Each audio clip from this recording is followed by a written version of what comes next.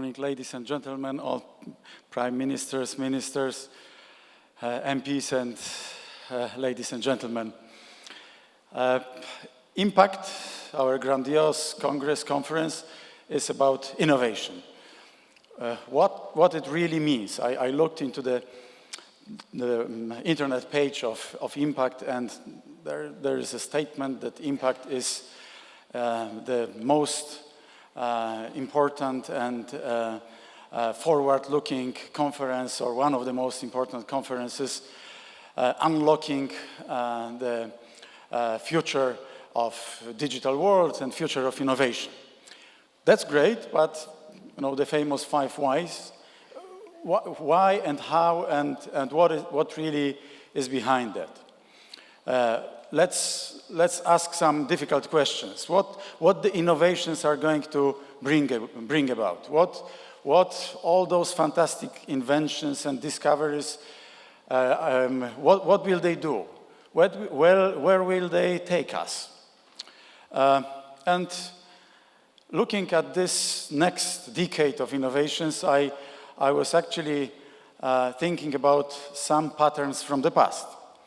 And nowadays is not unlike what has happened 100 years ago with agriculture and the productivity of agriculture.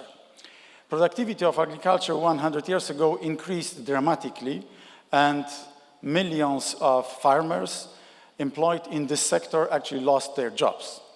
And they were not flexible enough to move to some other parts of the economy, and actually the huge Great Depression started in 1929. Now, after 100 years, you may replace the word agriculture with manufacturing, and we actually have a little bit of déjà vu, a little bit of the same with manufacturing. Because the increasing productivity of everything, increasing productivity of production, manufacturing sector, even services sector, is actually pushing people out of the industrial sector. Even in very industrialized countries, the number of people is shrinking in the total working population. So where will all those people go? What will they do? So some guys will say they will go to services. They will be working in services in different places. Well, maybe there will be enough of different services, but actually, if there is a very polarized kind of world, and let's imagine, for instance, today we have hundreds of millions of workers who work as drivers. And now, thanks to your inventions and innovations, we talk more and more about driverless cars. So where will these people work from who are today drivers? Will they be, I don't know, polishing Porsches, one's left side, one guy will be polishing the left side of the Porsche or Bentley, and one other guy will be specializing in cleaning the left side of the Bentley of a very rich person? I'm not so sure. Will they be happy with all this? Or I'm sure they won't. And there are some examples that these changes may end up quite dramatically. So let's better rethink and reinvent our world in front of the coming decades with all the innovations which you bring, or all your unicorns will bring with. And here one statement comes to my mind of a famous Polish writer, science fiction writer, Stanisław Lem. He was actually almost from Krakow, from here. He was born in Lwów, not so far from here, but then he spent most of his life in Krakow. And he famously said that all fantastic innovations and inventions, they always have the obverse of benefits, but also the reverse of a hardship. And the sooner we rethink the hardship part, the better for the entire population. Because one of the recent discoveries I say this ironically, is that the society is the other side of the same coin of economy. Economy and society is actually the same, two dimensions of the same. And thinking about all this, we really have to think not only about how to harness the innovative capacities and all your talents, great talents, but also what the world will look like after all those changes. Some of you may actually think, well, I've heard this already in high school. Elizabeth I, actually, she has refused to grant a patent for weaving machine for William Lee because she was fearing of unemployment.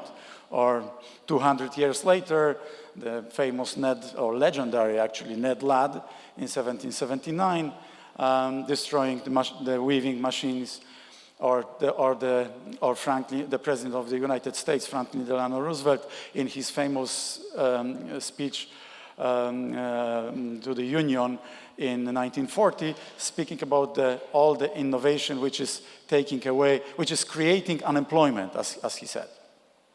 But today, actually, with all the productivity increases in not only agriculture, but also in all sectors of manufacturing, we really have to spend much more time about rethinking how to connect the dots on this picture.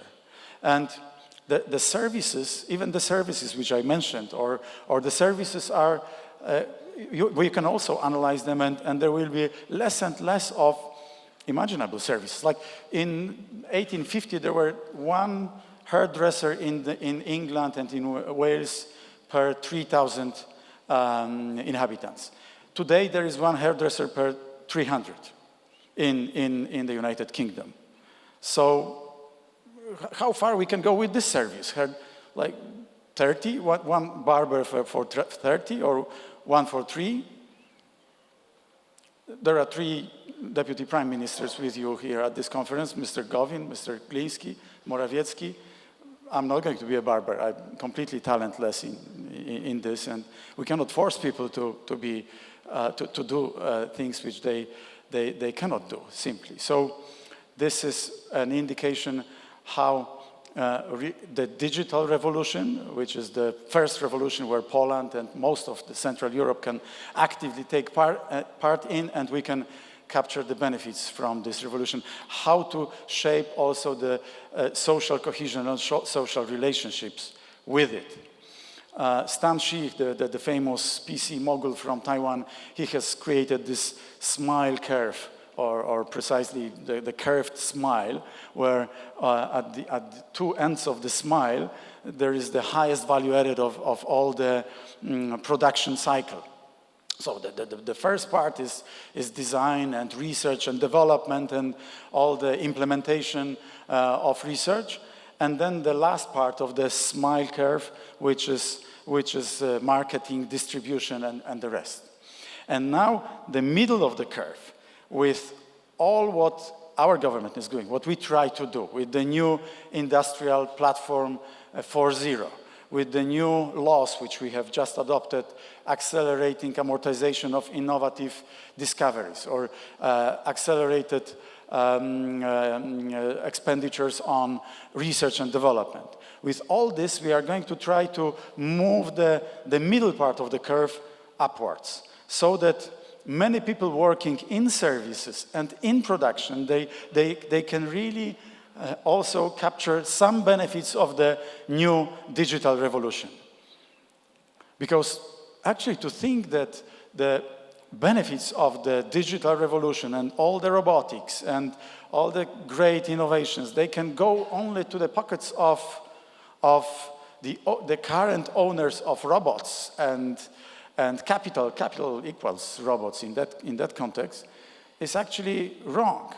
Because this is a multi-generational heritage from many inventions from the past, and lots of engagement by the government, public administration, as my colleague, Deputy Prime Minister Mr. Gowin was saying.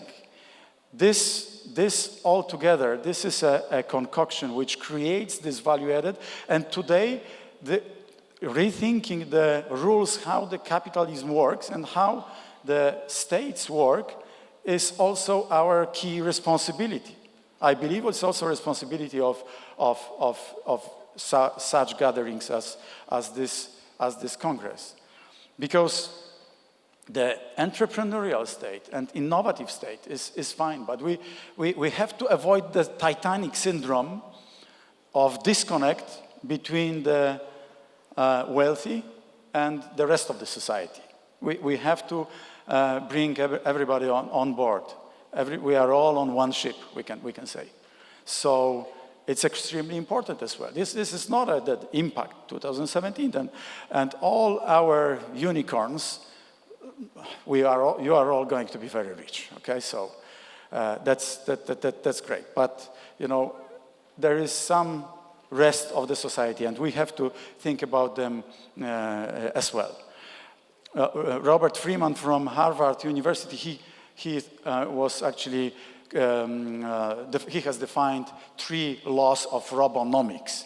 The first law is that there is an increasing elasticity of substitution between robots and the human beings, robots and human work.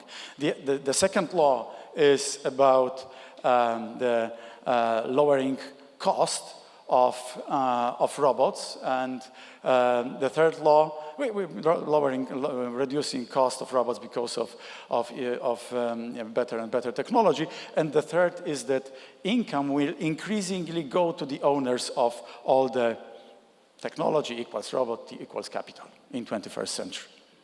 So this is a real context. This is the real ecosystem, social ecosystem we have to take into account while talking also and thinking about all our great innovations and discoveries.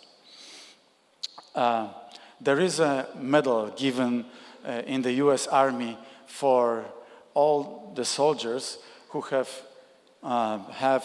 had extraordinary achievements which came through despite given orders. Quite unusual medal.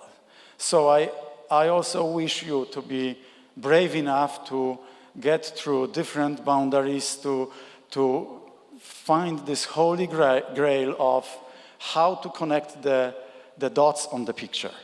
The educational system, the culture, maybe many people will have to go there because there's only 2% of the working population today who works in agriculture in the most mature countries.